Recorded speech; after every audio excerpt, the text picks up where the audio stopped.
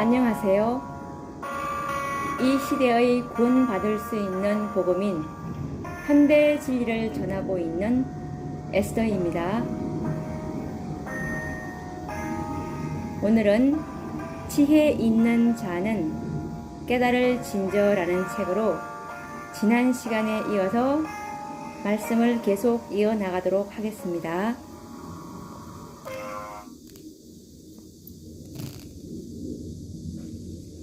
오늘 나눌 말씀은 사단의 음모와 경제적 허상이라는 주제로 말씀을 나누겠습니다. 지난 시간에 다니엘 연구를 이제 종결하면서 그 과정에 있었던 사단의 음모와 하나님의 백성들이 경험할 경제적인 큰 핍박과 어려움을 예상할 수 있었습니다. 이처럼 예상되고 있는 경제적인 핍박과 사단의 음모에 대하여 무지한 것은 하나님의 뜻이 아닐 것입니다. 다니엘 11장 42절과 43절, 계시록 13장 16, 17절에 의거하여 볼 때에 사단은 세계의 모든 경제권을 법안권의 권한 하에 두고 모든 인민들을 그의 시종으로 삼으려는 계획을 가지고 있는 것이 확실합니다. 그러므로 하나님의 백성들은 국제적인 경제 상황과 정세에 대하여 무지하지 말아야 하며 사단의 모든 기만적인 정책들이 어떻게 진전되고 있는지를 아는 것은 매우 중요할 것입니다. 오늘날 심심찮게 들려오는 소문은 앞으로 미국과 전 세계에 큰 경제 공황이 올 것이라는 말들입니다. 그 이후로 큰 재난과 천재지변을 말하는 사람들이 있는가 하면 세계를 움직이는 비양심적인 정치가들과 금융가들의 거대한 음모에 의하여 경제 공황에 빠질 것이라는 견해가 점차적으로 힘을 얻고 있습니다. 온 세상이 이들에 의하여 파탄의 길로 인도되고 있습니다. 이미 공개된 비밀이지만 다음의 내용은 독자들에게 무언가 생각할 자료가 될 것이라고 믿습니다.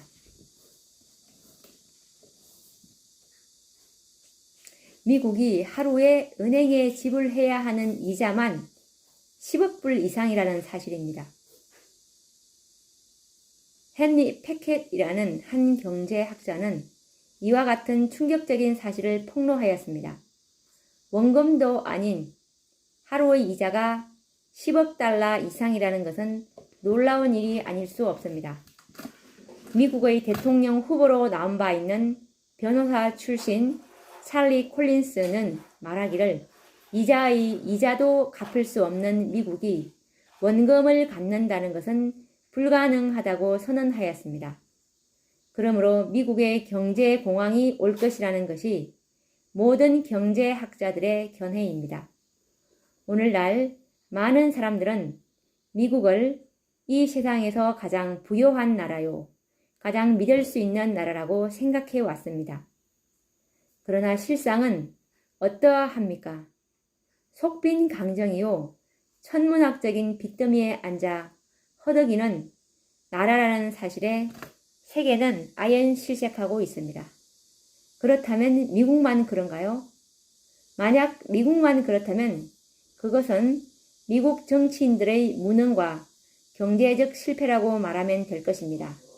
그러나 이것은 비단 미국만의 실정이 아니라 온 세상 열국들이 정도의 차이가 있을 뿐 모두가 갚을 수 없는 빚더미 위에 앉아있다는 사실입니다.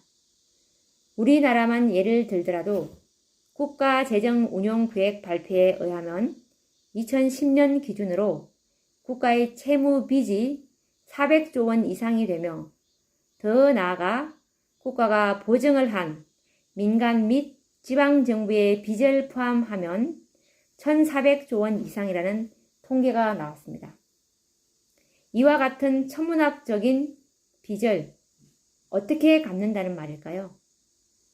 그런데 OECD 20개국 중에 우리나라의 사정은 양호하다는 말을 합니다. 그렇다면 과연 이 세상의 선진국이라는 모든 나라의 실상은 무엇일까요? 이처럼 선진국이라는 모든 나라가 실제적으로는 천문학적인 빚을 지고 있는 처지들입니다. 그렇다면 그 돈을 빌려주는 장본인들은 누구일까요? 아이러니한 것은 이 세상 어느 나라도 돈을 빌려주는 나라는 없고 빚을 진 나라만 있기 때문입니다.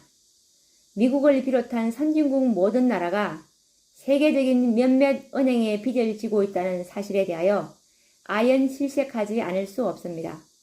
그 은행들이 미국에 있기에 일반 사람들은 미국이 돈을 빌려주는 것으로 착각하는 사람들이 많이 있었습니다. 그런데 실상은 미국이 그 은행들에게 빚을 지고 있다는 사실입니다.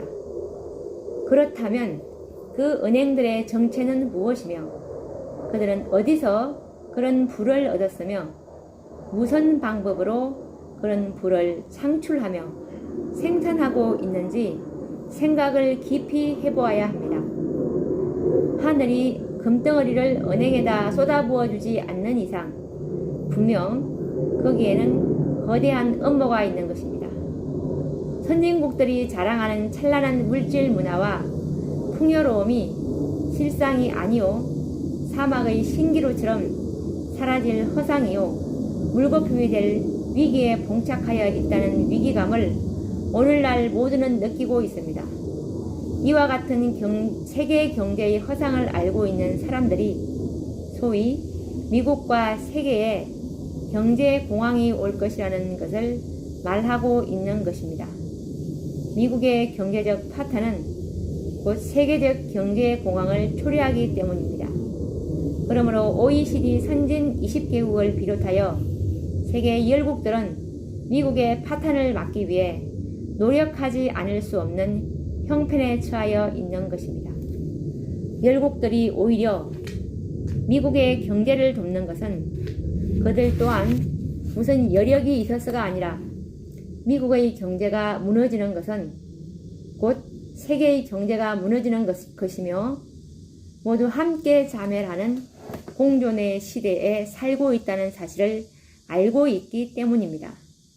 오늘날 미국을 위시한 세계 모든 나라가 누리는 물질 문명의 화려함과 풍요로움은 모두 실제가 아닌 허상 위에 건설되었다는 말입니다. 그리고 믿지 못할 사실들인데요. 하나씩 얘기해 보겠습니다. 첫째, 미국 연방은행은 미국 국가의 소유가 아닙니다. 그리고 둘째, 미국은 개인 은행에 이자를 주고 돈을 빌려 쓰고 있습니다. 그리고 셋째, 유명한 IMF 은행도 미국 소유가 아닙니다. 그리고 넷째, 스위스의 세계중앙은행도 국가 소유가 아닙니다. 다섯째, 영국의 중앙은행, 프랑스 중앙은행 등 명목상으로는 정부 기관이지만 실제로는 국가 소유가 아닙니다. 그리고 여섯째, 이들 몇몇 중앙은행들이 전 세계의 금 70% 이상을 소유하고 있습니다. 그리고 일곱째, 금을 기준치로 하여 화폐를 발행한다는 원칙이 무너지고 있습니다. 이와 같은 현실은 이제 유수한 세계의 몇몇 은행가들에 의하여 세계의 경제가 움직이고 있다는 사실은 이미 경제에 관심을 가진 사람들이라면 모두 알고 있는 공개된 비밀입니다. 이것이 사단이 원하는 바이며 계획입니다. 다니엘 11장 43절의 예언을 기억해 보십시오. 그가 권세로 애굽의 금, 은과 모든 보물을 잡을 것이요 리비아 사람과 구스 사람이 그의 시종이 되리라. 이런 몇몇 음흉하고 돈밖에 모르는 금융가의 전략에 따라 세계 통화량이 조정되고 있다는 사실입니다. 통화량이 늘고 줄어드는 방향에 따라 세계의 경제는 출렁이고 사업가들은 울고 웃게 됩니다.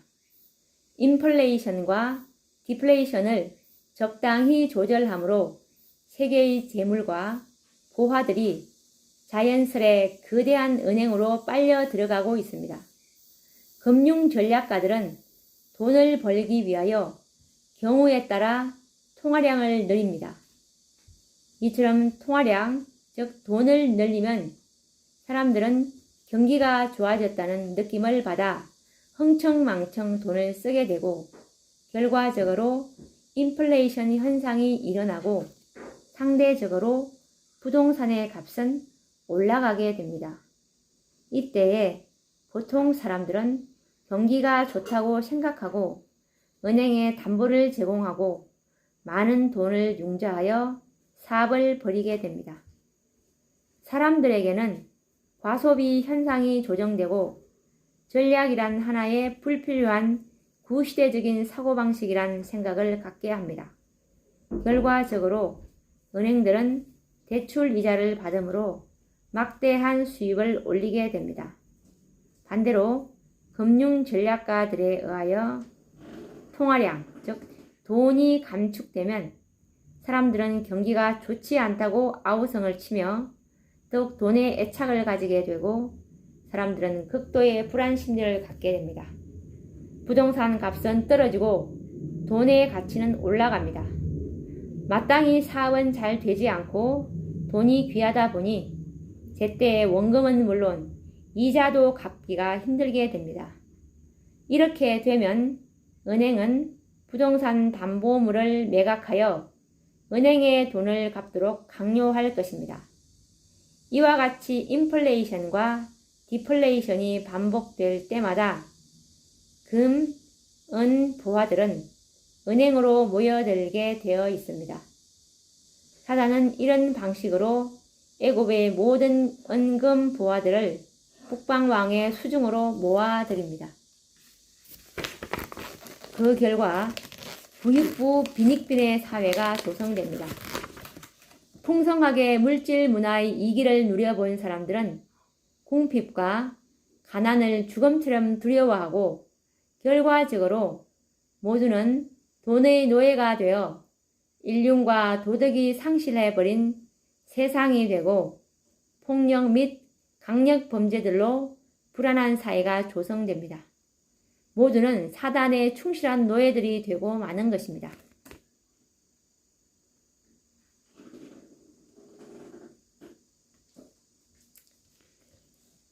그러면 이런 문제를 한번 생각해 보겠습니다. 세계 통화량을 1% 늘릴 때 세계의 경제가 어떻게 되는가? 그리고 세계 통화량을 1% 줄일 때 세계의 경제가 어떻게 되는가? 그리고 미 연방은행의 이자를 1% 올릴 때 세계의 경제는 어떻게 될 것인가? 그리고 미 연방은행의 이자를 1% 내릴 때 세계의 경제는 어떻게 될 것인가? 부지런하고 전략정신이 강한 아시아 국가들이 1990년대에 눈부신 경제 발전을 하고 있었습니다. 일본, 싱가폴, 대만, 한국 등 아시아의 용들이라는 별명을 들으면서 경제적 발전을 하고 있었습니다. 이 모두는 사단의 계획된 일이었습니다. 부지런하고 명석한 머리를 가진 아시아인들에게 유수한 세계은행들은 많은 차관을 해주었고 그 돈으로 많은 경제 발전을 이룩할 수 있었습니다. 백성들이 이제 흥청망청 돈을 쓰는 습관과 편리하게 사는 습관에 익숙하게 되었을 즈음 세계은행들은 아시아 국가들에게 돈을 빌려주는 일에 인색하기 시작하였습니다. 과소비는 극대화되어 있었고 차관은 거의 얻을 수 없게 되고 이자는 갚아야 하는 이중과가 닥쳤을 때 갑자기 위기가 도둑처럼 찾아온 것입니다. 한국은 IMF 시대를 경험해야 하였고 부녀자들의 손가락에 끼어져 있던 모든 금반지를 모아 국제은행의 창고로 보내야 하였습니다. 일본과 같은 나라들도 극심한 곤란 중에 뼈를 깎는 구조조정을 통하여 국가적인 부도에서 벗어날 수 있었습니다. 그러나 그 결과 IMF 은행 및 세계은행에서는 아시아 모든 나라들에게 경제 위기를 해결하여 주는 조건으로 그 나라의 경제권을 통제하는 권리들을 가져갔습니다. 국가적 부도를 막기 위해서는 다음과 같은 그들의 요구를 들어주지 않으면 안 되게 되었는데요. 그들의 요구가 무엇이냐면, 첫째, 은행 자본금을 엄청나게 늘리도록 강요하여 작은 은행들을 통폐합시키므로 수요가 많으면 관리에 불리하기 때문입니다. 그리고 둘째, 세계은행의 규칙과 질서를 따르는 협약에 동의토록 하는 것입니다. 그리고 셋째, 각국 은행의 자율권을 진영적으로 빼앗고 세계은행의 통제를 받도록 하는 것입니다. 국가 소유의 은행들을 자연스레 세계은행의 지점으로 전락시키는 것입니다. 이와 같은 전략에 의하여 한국도 예외 없이 한두 은행을 제외하고는 거의 대부분의 은행들의 주주들이 외국인들로 바뀌어 버렸습니다. 국내 거의 모든 은행들의 자산 중 80% 이상이 외국인들의 자본으로 운영되고 있다는 사실입니다. 그러므로 많은 사람들은 은행들이 그대로 건재하고 있기에 모두는 대한민국의 은행으로 생각하고 있지만 실속은 그렇지 않습니다. 이런 현상은 아시아뿐만이 아니라 세계의 모든 나라가 거의 예외가 없습니다. 이와 같은 방법으로 세계 모든 나라들의 경제력은 몇몇 개인 소유의 은행들과 금융가들의 수중으로 들어가게 되었습니다. 이처럼 미국도 하루에 10억 달러 이상의 이자를 이들 개인 은행에 갚아야 하며 원금은 갚을 생각도 하지 못할 지경이 된 것입니다. 그렇다면 이자를 제대로 갚지 못하는 미국 정치가들이 이들 경제인들의 눈치를 보지 않고 정치를 할 수 있겠습니까? 정치와 경제력은 떨어질 수 없는 상관관계를 가지고 있습니다. 그러므로 경제력에 취약한 정치가들은 경제력을 가진 자들의 도움이 없이는 자신의 야망을 이룰 수가 없습니다. 미국의 양심적인 정치가들은 이와 같은 개인 은행들과 금융가들의 횡포를 알고 금융개혁을 시도해 보려고 노력하는 정치가들이 없지 않았습니다. 유명한 아브라함 링컨, 미국의 16대 대통령이죠. 링컨 대통령을 위시하여 제임스 가필드, 미국의 20대 대통령입니다. 그리고 윌리엄 맥킨리, 이분은 미국의 25대 대통령입니다. 윌리엄 맥킨리 등은 미국의 불합리한 금융개혁을 위해 노력하다가 성공하지 못하고 암살을 당하였던 비운의 대통령들입니다. 또 1960년대 초에 미국 정치를 풍미했던 존 F. 케네디도 미국 금융개혁의 필요성을 알고 있었던 인물이었으나 역시나 재임 중 암살을 당하고 말았습니다. 그러나 이들 대통령을 죽인 모든 암살자들의 배후는 아직도 밝히지 못하고 베일에 쌓여 있습니다. 그 막강한 정보력을 가지고 있는 미국의 수사기관들이 왜 정확한 배후를 찾지 못하고 있을까요? 이 모든 배후에는 눈에 보이지 않는 막강한 세력과 음모에 의하여 그렇게 되었다는 것은 거의 공개적인 비밀입니다. 이 시점에서 생각을 좀 깊이 해보아야 합니다. 우리가 어떤 생각을 해볼 수 있냐면 한 나라의 돈들은 모두 어디에 모여 있는가 라는 생각도 해봐야 됩니다. 그리고 어느 정도의 현금을 소지하고 있으며 나머지의 돈은 모두 어디에 두고 있는가? 라는 생각을 스스로 자문해 보아야 합니다. 그리고 세계의 모든 보화와 돈은 몇몇 세계 은행들이 관장하고 있다라는 사실도 생각해 보아야 하며 이 은행들과 금융가들이 법안권의 하속인들이라면 어떤 일이 가능할까요? 라는 생각을 좀 깊이 해봐야 될 문제라고 봅니다. 그리고 다니엘 11장 42절에서 43절의 그 말씀에서 그가 열국에 그 손을 펴리니 리비아 사람과 구스 사람이 그의 시종이 되리라는 예언의 성취는 세계 금융을 통제하는 것과 함께 또 생활 필수품의 통제가 이루어지지 않는다면 가능성이 어려워집니다. 그러므로 사단이 생각한 또 하나의 아이디어는 금과 은, 즉 돈을 통제하는 것과 아울러 생활 필수품들을 통제하려는 것입니다. 금은 부하만으로는 모든 인민들을 시종으로 만들 수 없기 때문입니다. 사람이 기본적으로 살아가기 위해서는 돈이 없어도 먹는 것과 약간의 필요한 물건들만 있으면 살아갈 수 있기 때문입니다. 그러므로 이런 실제적인 생활에 필요한 필수품들을 관장하여 매매 권리를 독점하지 않으면 안 된다는 결론이 나옵니다. 그래서 만들어낸 것이 각종 세계 경제 협약 기구들입니다.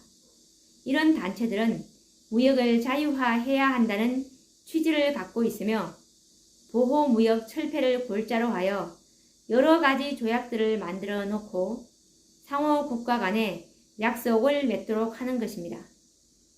우리들의 귀에 익은 여러 가지 경제 협약 단체들을 열거해 보면 이런 협약 기구들이 있는데요. 첫째, 가트인데 국제경제협약기구, 즉 우루과이 라운드라고 합니다. 그리고 나프타인데요. 북미 경제협약기구를 일컫습니다. 그리고 에이펙, 아세아 태평양 경제협약기구입니다. 그리고 OEEC인데 이것은 유럽 경제협약기구입니다. 그리고 WTO, 그리고 MAI 이라는 국제경제협약기구가 있습니다. 그리고 OECD인데 이것은 선진국 경제협력개발기구를 의미합니다. 이런 경제협약기구에서 관장하는 것은 가장 사람들의 삶의 기본이 되는 식량, 석유, 기타 모든 공산품들이 이 기구가 관장하는 상품들입니다. 세계는 이제 이들 경제협약기구의 통계를 받지 않고는 국제사회에서 살아갈 수 없는 세상이 되고 말았습니다. 그런데 이 모든 협약단체들의 법률과 규칙과 조항들을 만드는 사람들이 누구인지 아십니까? 경제에 뛰어난 감각과 천재적인 머리를 가진 경제인들에 의하여 치밀하게 계획되고 수학적으로 계산된 법이 만들어집니다. 물론 전면에는 좋은 취지의 조항들과 법규들이 많이 열거되어 있는 것은 두말할 나위가 없습니다. 그러나 과연 이들이 만드는 법규 내용들이 누구에게 유리하게 만들어지겠습니까? 소비자들일까요? 아니면 국제협약기구와 거대한 다국적 곡물회사들에게 유리하게 만들어지겠습니까? 이들에 의하여 만들어지는 법규들은 결과적으로 모든 국가 간의 무역 통상이 자신들의 통제하에 움직이도록 계산되어 있는 법이 만들어진다는 것입니다.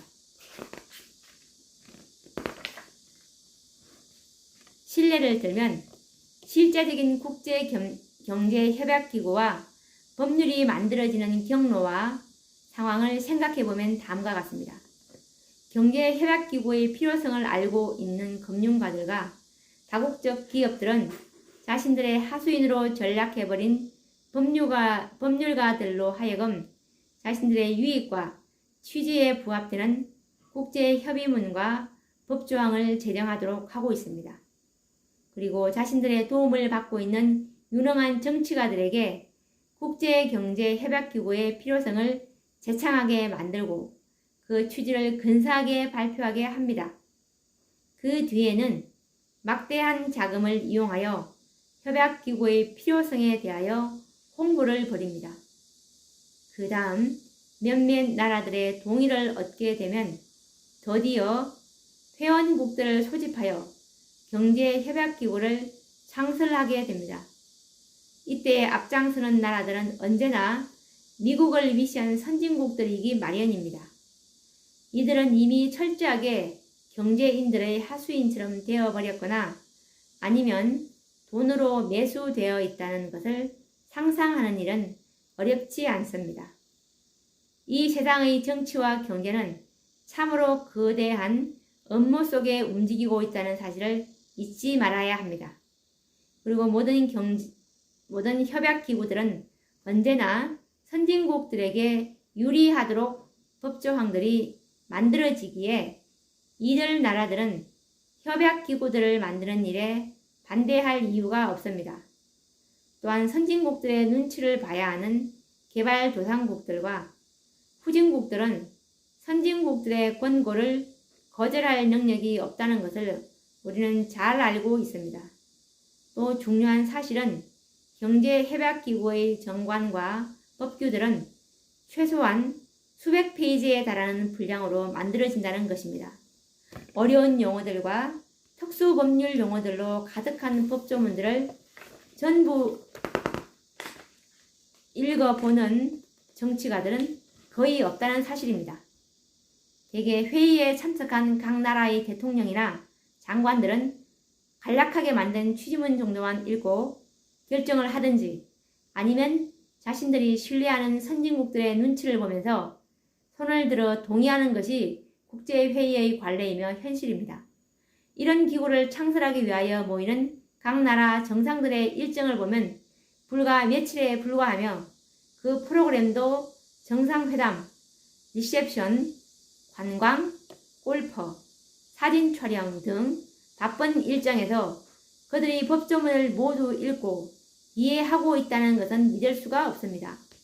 이리하여 천재적인 두뇌를 가진 몇몇 금융인들에 의하여 만들어진 법조항은 형식적으로는 국가와 국가 간에 만들어진 협약인 것처럼 포장되어 큰 권세를 가진 기구로 이 지상에 태어나게 됩니다. 정치가들은 기구와 법을 탄생시키는 산파의 역할을 할 뿐 실제적인 국제협약의 권세와 이익은 이 기구를 관장하고 있는 거대한 다국적 기업들이 누리고 있는 현실입니다. 나중에 알고 보면 그 법조항들 속에는 무서운 독소 조항이 들어있다는 것을 발견하지만 모든 나라의 경제는 꼼짝없이 이들의 통제를 받지 않으면 안 되는 처지가 되고 맙니다. 이 협약에 회원국이 되지 않으면 국제무역상에 엄청난 불이익이 되도록 하기 때문에 어쩔 수 없는 분위기가 되어버립니다. 한국의 신뢰를 한번 들어보도록 하겠습니다. 한미 FTA 협약 등 즉 쇠고기 협약과 같이 독소 조항을 몰랐거나 분위기에 압도되어 버린 것을 우리가 알 수 있었습니다. 잘못된 조항이라도 한번 결정되면 변경하기란 약소국들 편에서는 거의 불가능합니다. 이렇게 맺어진 협약은 엄청난 결과를 가져옵니다. 예를 들면 소고기를 사지 않을 자유는 있으나 무역상들로 하여금 미국 소고기를 수입하지 못하도록 국가는 제재할 수 없는 것입니다. 그러므로 돈의 시종이 되어버린 비양심적인 상인들은 국가와 국민의 건강은 아랑곳하지 않고 오직 이익을 얻기 위하여 그들은 행동할 것입니다. 그러나 정부는 그들을 통제할 수 없으며 어떤 제재나 간섭을 가하게 된다면 WTO 즉 국제무역협약기구에 제소당하게 됩니다. 이와 같은 방법을 통하여 세상을 살아가는 데 필요한 모든 필수품조차 사단은 자신의 통제하에 두어 마지막 순간 여자의 남은 자손들에게 가공할 압력을 가할 준비를 해 놓는 것입니다. 이것은 계시록 13장 15절에서 17절의 예언을 성취하기 위해서는 반드시 필요한 조치입니다. 저가 모든 자, 곧 작은 자나 큰 자나 부자나 빈궁한 자나 자유한 자나 종들로 그 오른손에나 이마에 표를 받게 하고 누구든지 이 표를 가진 자 외에는 매매를 못하게 하기 위한 준비인 것입니다.